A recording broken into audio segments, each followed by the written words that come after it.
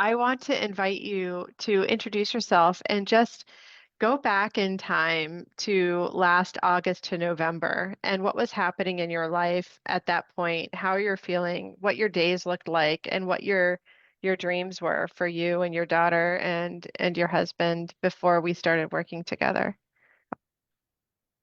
So last year, this time of year was getting to the point of where I was not enjoying the day at all. There was very little of the day that felt good, that was enjoyable. I was struggling to get up in the morning, get things, for my daughter to get her off to school, and it just work was a challenge just because I felt so bad. Um, I have an autoimmune disease that I thought was the whole cause of how I felt. And so I had gone to my rheumatologist, and my inflammation was just out of control. My energy level was in the toilet. Um, I quite literally planned my day so that I could take as few steps as possible to get through the day because I was in so much pain and hurting so badly. So I at that time too, in addition to just my body not cooperating and feeling so bad, my husband was feeling ill and was getting ready to end up having major surgery. So my stress levels were super high. And I had gone to my rheumatologist, and I don't remember my exact words, but it was something to the effect of, give me medication that works or shoot me now. Just like put me out of my misery. It was horrible. And I didn't really mean it, but I meant Yeah. it. It was, I was in agony. I was hurting. Every step I took was painful. And I mean, And you own a business, you train yeah, dogs. So yeah, I don't it's a imagine very that they, physically demanding job. Yeah. It's very physically demanding, and it was just painful. I mean, I love my job. I love what I do, but it was literally killing me at the time because I just was hurting so badly. And um I was on a lot of medication. I was on the highest dose of medication that I had ever been on, and it wasn't touching the pain that I was in. And um during the time that my husband was quite literally in the hospital undergoing surgery, um, a mutual friend of ours was working with you and said, you know, I think you should talk to Stephanie, because we were having a conversation. She's, let's see, why don't you call Stephanie and see if what she can do. She might be able to help you. And um, so we got in touch and started talking. And I was very skeptical at first. I mean, I had tried different things before, but I was also at the point where I knew I wasn't going to be any worse off. Like, I really had nowhere to go but to get better. And I was really at that stage where I was willing to do anything because I have a family and I wanted to be able to do things with my family. I wanted to be able to travel and hike and do all those things. And I just felt too lousy to do it, and I didn't have the energy.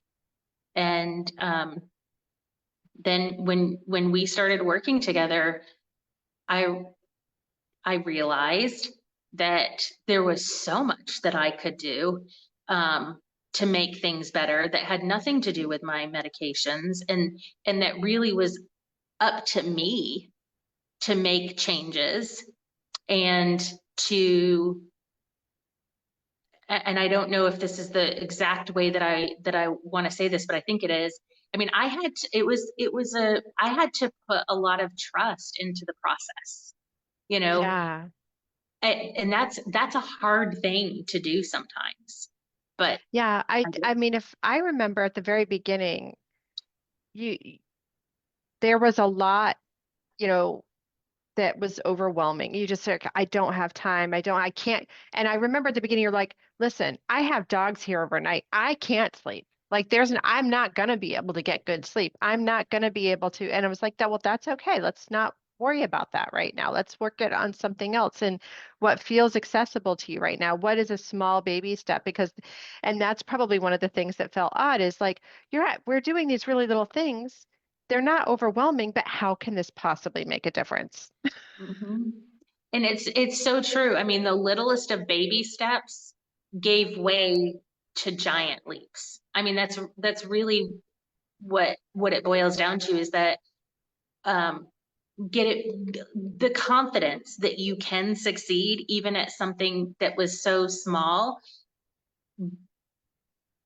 I'm not going to lie, I'm the type of person that I want to dive all in when I do something, because if especially if I can see the benefits, so being skeptical at first and then following through on those baby steps and seeing the benefits almost immediately gave me this huge boost of confidence in everything that you were telling me and teaching me, and then giving me the autonomy to say, okay, what do you want to do next? Where do you think those where do you think you want to go? What do you want to try? What do you think you need to work on?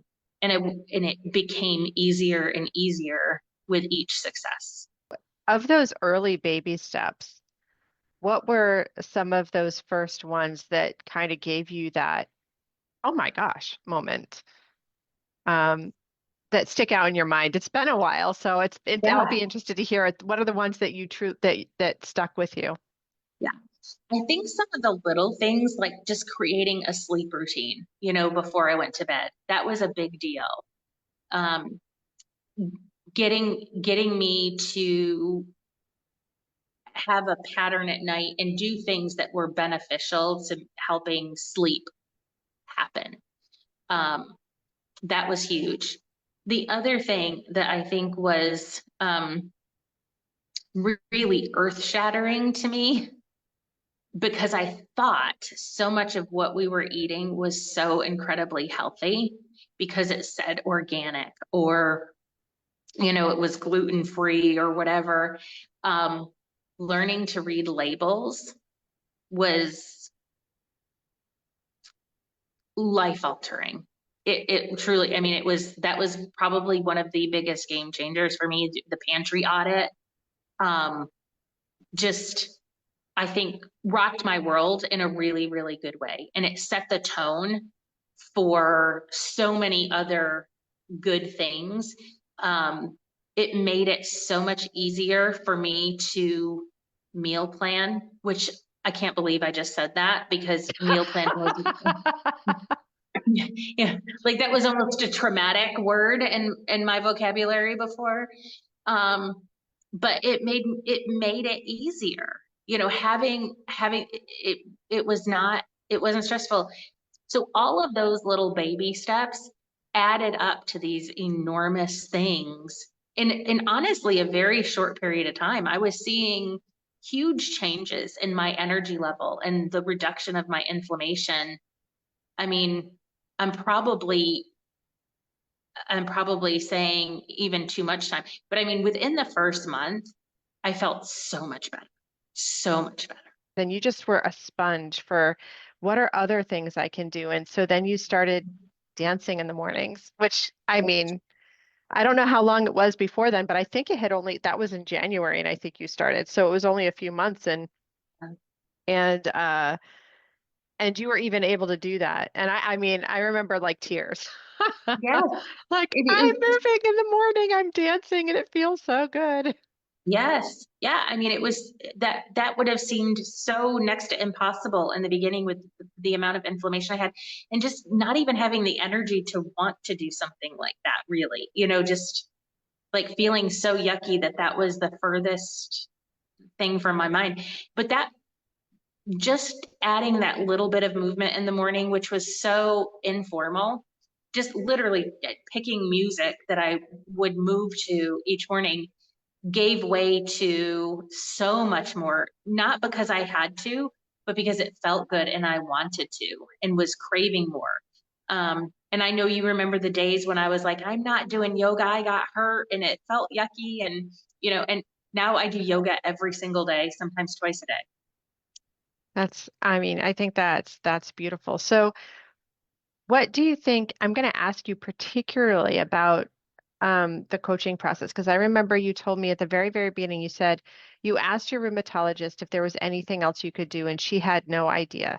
So she didn't, there was not, and this isn't knocking the rheumatologist or any doc, they don't, but I think you had even said and tried to know who knows health coaching, right? What it is and what it does. So in your mind, what was health coaching in particular doing for you? What was the benefit of it for you as opposed to other things that you were doing? What did you find to be the most helpful and impactful for you versus, going to Weight Watchers or something? Yeah. I think probably the biggest piece of it for me was the educational aspect, not just giving me a plan and saying, do this, but giving me information that allowed me to make choices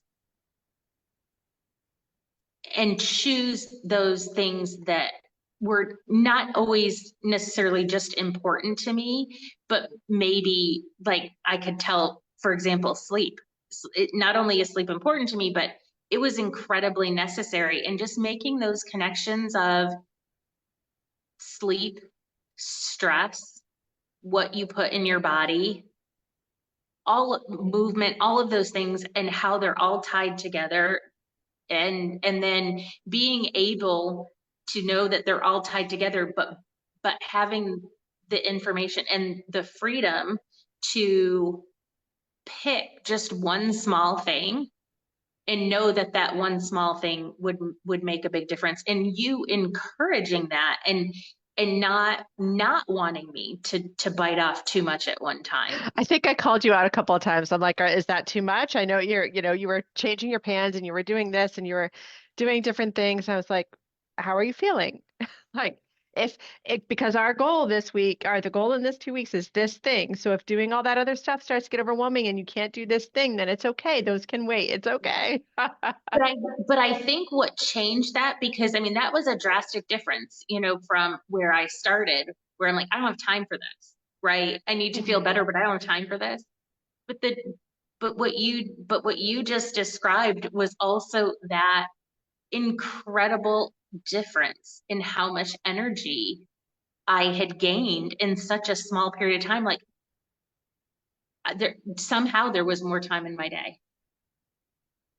I felt better and I could do more, and it didn't take me as long to do tasks because I wasn't hurting as much. So yeah, just the constant um, support was huge.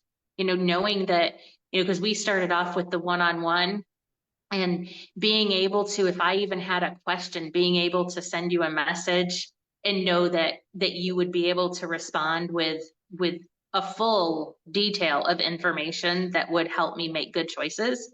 That was incredibly helpful. I mean, I even got COVID in those early days. I I got, know.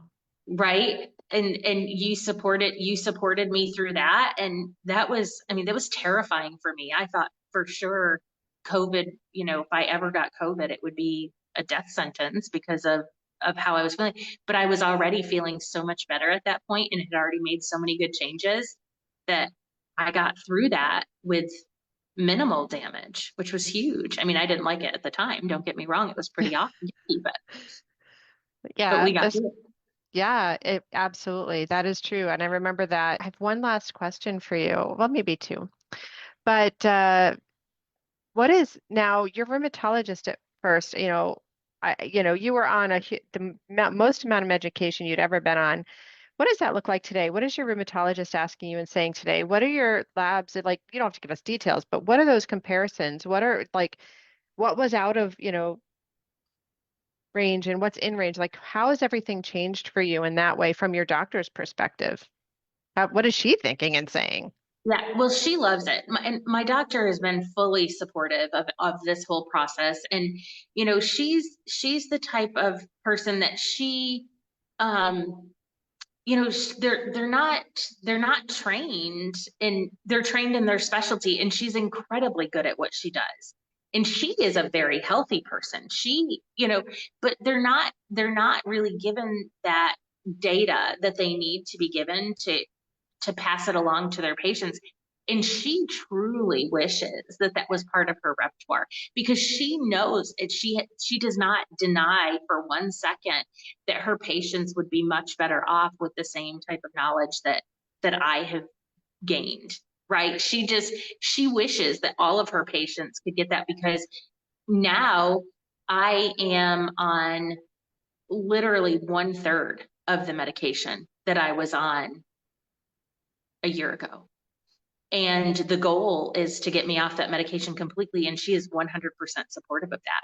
And my blood work is supporting that, getting to that. Now, she's not going to rush it, because Yeah. she doesn't want to take me off of it and see me hurting and going backwards.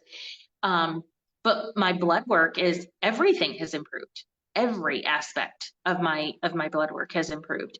Um, so, Yeah. she, I think at one point when you looked at everything, there was some pre-diabetes and other things going on, Mhm. Yeah. that's totally gone. Yes. Yes. Yeah. Wow. And, all of those things play a factor. Gut health plays a huge role in inflammation. And, I think in this society, we have a terrible diet. We